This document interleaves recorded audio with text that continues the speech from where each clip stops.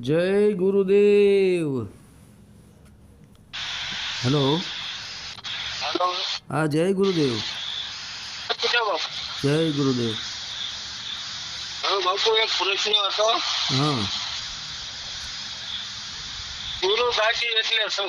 હા કોણ ગુરુ ને કઈ ગાદી? હા, એ વિશે સમજાવવાનું થોડું. સારું, ધ્યાનથી સાંભળજો. હા. હવે ભગત, તમારો પ્રશ્ન છે કે ગુરુ ગાદી એટલે શું, બરાબર? કોણ ગુરુ ને કઈ ગાદી, બરાબર? એક તો લૌકિક દૃષ્ટિએ ગાદી કરવામાં આવતી હોય છે, જેમાં નવા નવા માણસો શિષ્યો બનવા આવતા હોય. શિષ્ય તો ન બનવા આવતા હોય, ચેલા ચપાટા બનવા આવતા હોય. કારણ કે શિષ્ય સાચો આ યુગની અંદર મળવો કઠિન છે, અને ગુરુ સાચો મળવો કઠિન છે, જે કાંઈ હોય તે, બરાબર? હવે જ્યારે ગુરુ ગાદી કરતા હોઈએ છીએ ત્યારે જે ગુરુ હોય છે એક ગાદી ઉપર બેઠા હોય છે. ગાદી એટલે શું? જેમ કે કપડું હોય, કપડાના ખોરિયા હોય ને એમાં રૂ ભરી દેવાના. રૂ ભરીને સીવીને ફર્સ્ટ ક્લાસ ગાદી બનાવી લીધી હોય સિલાઈ મારીને, એને કહેવાય ગાદી, બરાબર? તો એ ગાદી ઉપર બેસે ગુરુ લૌકિક દ્રષ્ટિએ. હવે જે ગાદી છે એ પણ કપડાની અને રૂથી બનેલી છે, બરાબર? તો લૌકિક દ્રષ્ટિએ જોઈએ તો એ પણ નાશવંત છે ને. અને એની ઉપર જે ગુરુ બેઠા હોય છે એ પણ પાંચ તત્વનું શરીર બેઠું છે ને, તો એ પણ નાશવંત છે, પાંચ તત્વનું શરીર, બરાબર? તો જે ગાદી આપણે બનાવીએ છીએ એ ગાદી પણ નાશવંત છે, અને ગાદી ઉપર બેઠેલા ગુરુ પણ નાશવંત છે. દેહધારીની વાત છે, લૌકિક દ્રષ્ટિએ વાત હાલે છે, બરાબર? હવે સમજો કે એ ગાદી ઉપર બેસવાનો અધિકાર કોને છે? પૂર્ણ ગુરુ. પૂર્ણ ગુરુ, જેમાં કાંઈ ઘટે નહીં, જેની અંદર કોઈ પણ વિષય વાસના નથી, વિષય વાસના રહિત છે. હે, નર નારીથી જે ઉપર ઉઠેલો છે, દેહ ભાવથી જે ઉપર ઉઠેલો છે, જેની અંદર કોઈ સંકલ્પ કે વિકલ્પ પણ ઉઠતા નથી. સ્થિર જેનું મન છે, જેની સુરતા સ્થિર થઈ ગઈ છે, આત્મામાન પછી જે પરમાત્મા સ્વરૂપ જે બની જાય છે, એ પછી આ ગાદી ઉપર બેસતો જ નથી.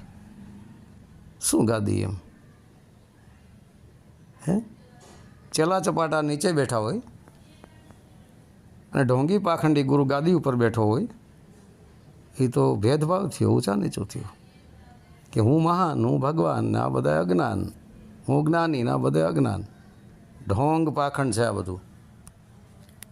ભેદભાવ થયો ને, ઊંચા નીચું થયું ને, દ્વૈત ભાવ થયો ને. અદ્વૈત નો કહેવાય, એક નો કહેવાય એને. હે, પછી બોધ આપવો. બોધ એટલે શું? એક સમજણ આપવી. આવી રીતે છે, તો એ સમજણ તો આખી દુનિયા આપે છે. હે, કે ભાઈ આપણે કહેતા હોઈએ છીએ કે ભાઈ નામ રૂપ ગુણ ને મિથ્યા ચોથું પદ અવિનાશી. તો શું અવિનાશી પદને આપણે પ્રાપ્ત કરી ચૂક્યા? ગુરુ બોલ્યા ને આપણે પકડાય તો 52 અક્ષરી જ્ઞાન, 52 અક્ષર શબ્દોથી બોલ્યા. તો આત્મા પરમાત્મા શબ્દ સોહમ શું 52 અક્ષરમાં છે? તો 52 થી બહાર છે. 52 અક્ષરો દ્વારા સમજાવવામાં આવે છે. સમજીને પછી 52 થી બહાર 53મા મુદ્દાને પકડીને 54મો જે પરમાત્મા છે એના સ્વરૂપ બનાય છે. બાકી જે ગાદી છે એ પણ નાશવંત છે, એની ઉપર બેઠેલા ગુરુનું પાંચ તત્વનું શરીર એ પણ નાશવંત છે. એ તો લૌકિક ગુરુ ગાદી છે. હે, લૌકિક ગુરુ ગાદી.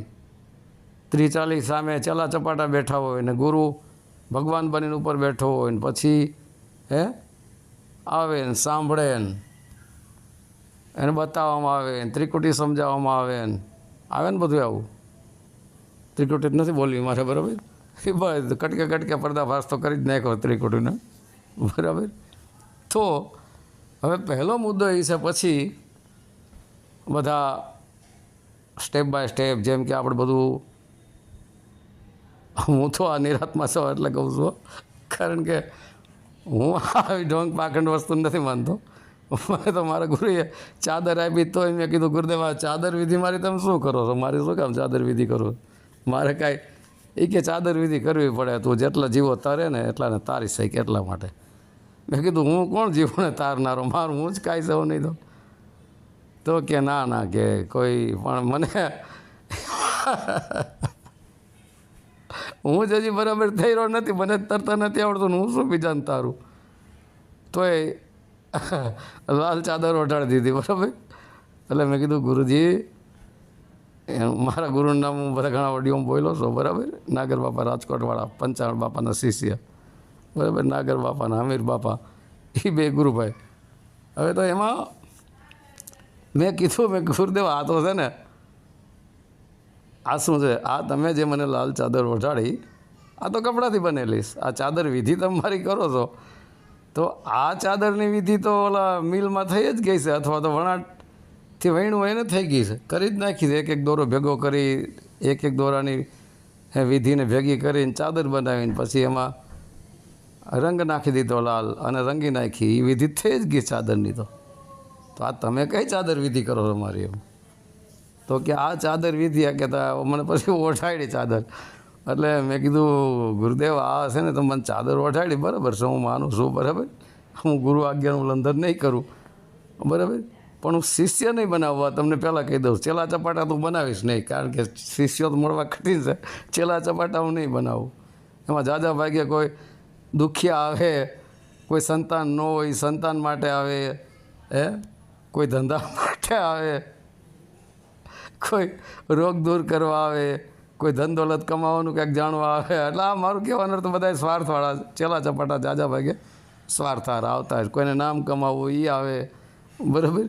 ચલો ઠીક છે બધું, પણ ગુરુદેવ એક વાત કહો કે આ ચાદર તો મને આપી, તમે જે કાંઈ વિધિ કરી, ચાદરની વિધિ પહેલે થઈ જ ગઈ છે, પણ આ ચાદર મને જ્યારે શિયાળો આવે ને ત્યારે ઓઢવામાં કામ લાગશે બરાબર, ઠંડી નહીં લાગે એટલે ઓઢવામાં કામ લાગશે.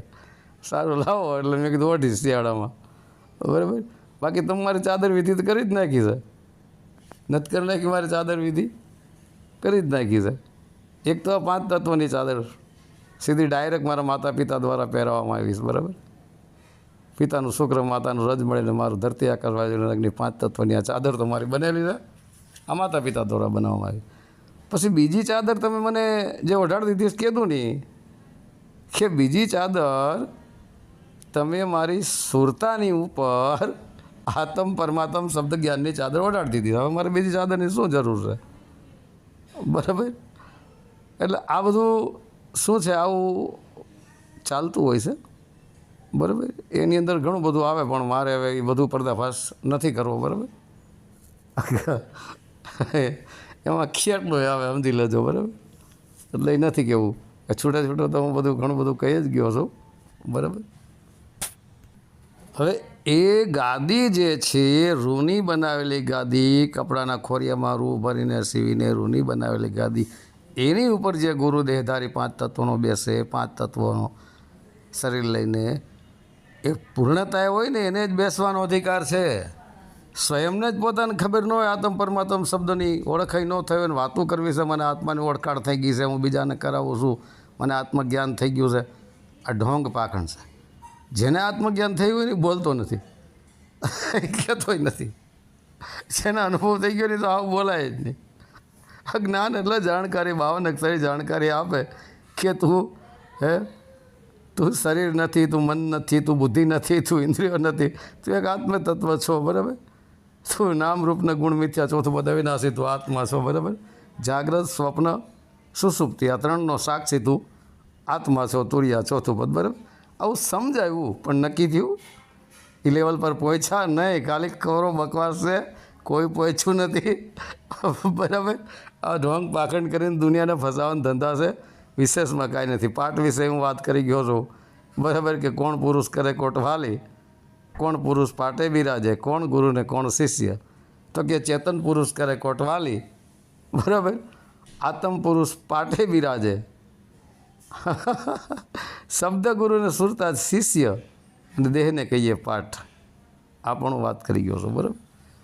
તો હવે આ તો લૌકિક ગુરુ ગાદીની વાત થઈ. લૌકિક ગાદીથી કાંઈ ન થાય. લૌકિક ગાદી તો ખાલી લોકોને બતાવવા માટે છે, એનાથી કાંઈ ન થાય. હવે અલૌકિક જે ગાદી છે ભગત, તમે કીધું કે ગુરુ ગાદી એટલે શું, કોણ ગુરુને કઈ ગાદી, ધ્યાન દેજો હવે, બરાબર.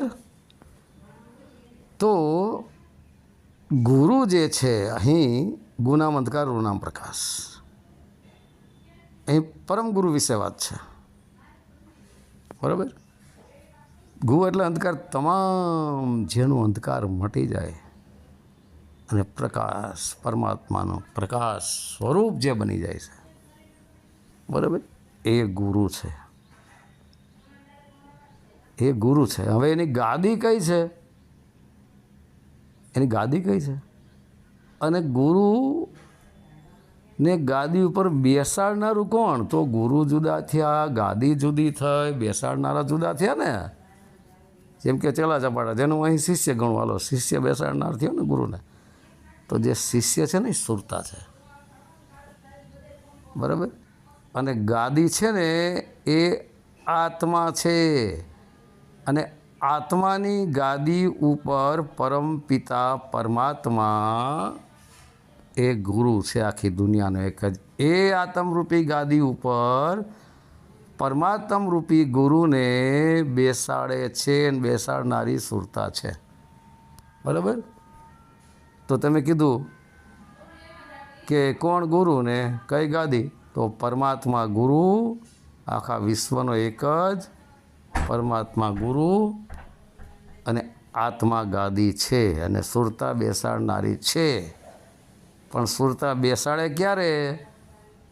જ્યારે આત્મા અને પરમાત્માની વચ્ચે સુરતા છે, જેને હું જીવ કહું છું, અવચેતન મન પણ કહું છું, એ છે. એ વિષય વાસનાઓમાંથી હટી અને પરમાત્મા તરફ ઉપર ઉઠે અને પરમાત્માની ભક્તિ કરી અને પૂર્ણ પરમાત્માને એ સુરતા દ્વારા પ્રાપ્ત કરી, આત્માની સુરતા દ્વારા, એટલે એ આત્મરૂપી ગાદી ઉપર પરમાત્માને બેસાડી દે. હવે પરમાત્મા અને આત્માની વચ્ચે સુરતા આવે છે, જેનો હું સત ચિત્ત આનંદ ઘણા ઓડિયોમાં બોલી ગયો છું. સત એ આત્મા છે, ચિત્ત એ સુરતા છે, આનંદ એ પરમાત્મા છે. વચ્ચે ચિત્તરૂપી સુરતા આવી ને, તો ચિત્ત જેનું ભટકતું હોય, ચિત્ત જેનું મલિન હોય, ચિત્ત જેનું ભ્રષ્ટ થયેલું હોય, એ આત્મરૂપી ગાદી ઉપર પરમાત્મરૂપી ગુરુને ન બેસાડી શકે. ચિત્તની વૃત્તિ શાંત થઈ જાય. માતા ગંગા સતી ગયા છે ને કે ચિત્તની વૃત્તિને નિર્મળ કરો, એમાં એક કે મેલ નહીં. કારણ કે ચિત્તમાં અનેક વિષયો છે, અને વિષયોની અંદર ચિત્ત ફસાયેલું છે, બરાબર. હું ઘણા ઓડિયોમાં બોલું છું કે તમે નીચે જોવો એટલે તમને આસમાન નહીં દેખાય, અને આસમાન જોવો એટલે ધરતી નહીં દેખાય, બરાબર. તો કાં તમે નીચે જોવું હોય તો તમે માયામાં છો, આસમાનમાં જોવું હોય તો તમે પરમાત્મામાં છો. પરમાત્માને સમજી લ્યો. આસમાન, પરમાત્મા તો આસમાનથી ઉપર છે, સમજવા માટે કહું છું. તો આત્માની સુરતા ધરતીરૂપી વિષય વાસનામાં ફસાયેલી છે, પ્રકૃતિમાં ફસાયેલી છે, ત્યાં સુધી આસમાન રૂપી પરમાત્મા તરફ એની દૃષ્ટિ નથી જાતી. દૃષ્ટિ એ જ સુરતા. દૃષ્ટિ એટલે ધ્યાન, ધ્યાન એટલે એ જ સુરતા. તો અહીંથી હટાવી આત્મા પોતાની સુરતાને વિષય વાસનામાંથી ઉઠાવીને પરમાત્મા તરફ કરી દે, એટલે એ આત્માની ઉપર પરમાત્મ રૂપી ગુરુ આત્મરૂપી ગાદી ઉપર બેસે, અને બેસાડનારી સુરતા છે. પછી આ ત્રણે ત્રણ એક થઈ જાય. ત્રણે ત્રણ એક થઈ જાય, એને જ હું કહું છું જીવ, શિવ અને સદાશિવ. જીવ એ વિષય વાસનામાં ફસાયેલો, શિવ એ આત્મા, અને સદાશિવ એ પરમાત્મા. આ જીવ શિવને સદાશિવમાં કોઈ ફરક નથી, ત્રણે ત્રણ એક જ છે. આ જીવ શિવને પીવ, પીવ એ જ પરમાત્મા છે, આ ત્રણે એક જ છે. આ ગીતામાં એટલા માટે કહેવામાં આવ્યું ક્ષર પુરુષ, અક્ષર પુરુષ ને પરમ અક્ષર પુરુષ. ક્ષર પુરુષ એટલે આ 52 અક્ષરી સમજો. 52 અક્ષરીને પ્રગટ કરે છે કોણ? જીવ. જીવ રૂપી સુરતા. એટલે અહીં ક્ષર પુરુષને તમે જીવ સમજો, અક્ષર પુરુષને તમે આત્મા સમજો અને પરમ અક્ષર પુરુષને પરમાત્મા સમજો. આ રીતનું છે, બરાબર.